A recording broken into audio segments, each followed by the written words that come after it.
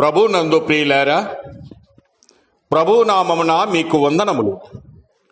ఈరోజు దేవుని యొక్క వాక్య ధ్యానము ఆదికాండము 3వ అధ్యాయము 9వ వచనము. దేవుడైన యెహోవా ఆదామును పిలిచి, నీవు ఎక్కడ ఉన్నావు అనెను. దేవుడు ఈ మాటలు దీవించి ఆశీర్వదించునుగాక.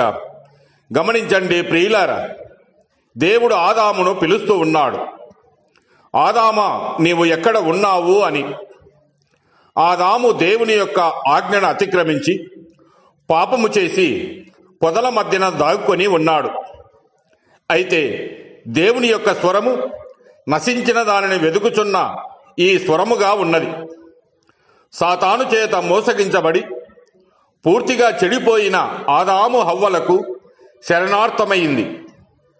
వారి భవిష్యత్తు జీవిత విధానాన్ని స్పష్టంగా ప్రకటించింది. స్థిర విమోచన మార్గం యొక్క తలుపులు తెరిచింది. దేవుని ప్రేమ ప్రణాళిక నుండి తొలగిపోయిన వారిని మరలా ఆహ్వానిస్తూ ఉన్నది. ఏదేను మొదలుకొని నేటి వరకు ఆ ప్రశ్న అలాగే ప్రతిధ్వనిస్తూ పాపులందరికీ రక్షణార్థకముగా ఉంది. తన బిడ్డలను నిలువున మోసము చేసిన సాతానును దేవుడు రెండవసారి శపించాడు. మొదటిసారి ఆకాశం నుండి పడద్రోయబడినాడు.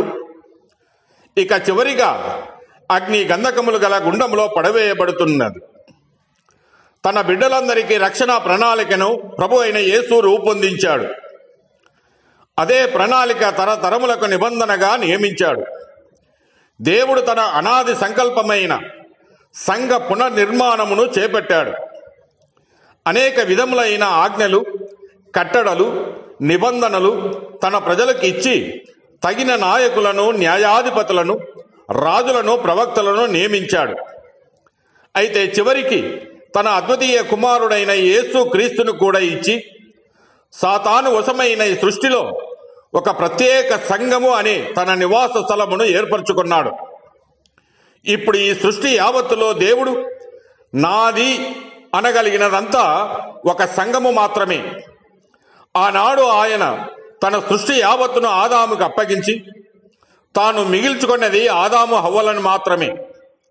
ఈనాడు తాను కోరుకున్నదంతా ఆయన నామమును ధరించిన తన పిల్లలమైన మనము అనబడినటువంటి సంఘమునకే. మరి ప్రియమైన వారలారా, నీవు దేవుని స్వరమును వింటూ ఉన్నావా? నీవు ఏ స్థితిలో ఉండినా దేవుడు నిన్ను చూస్తూ ఉన్నాడు, నిన్ను పిలుస్తూ ఉన్నాడు.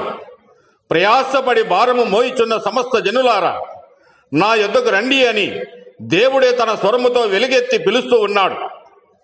మరి నీవు ఆయన స్వరమును విని మీ పాపములు నీవు ఆయన ఎదుట ఒప్పుకొని యేసే రక్షకుడని విశ్వసించి ఆయన యందు విశ్వాసం ఉంచినట్లయితే నీవు పాపము నుంచి, నరకము నుంచి తప్పించబడి రక్షింపబడుదువు.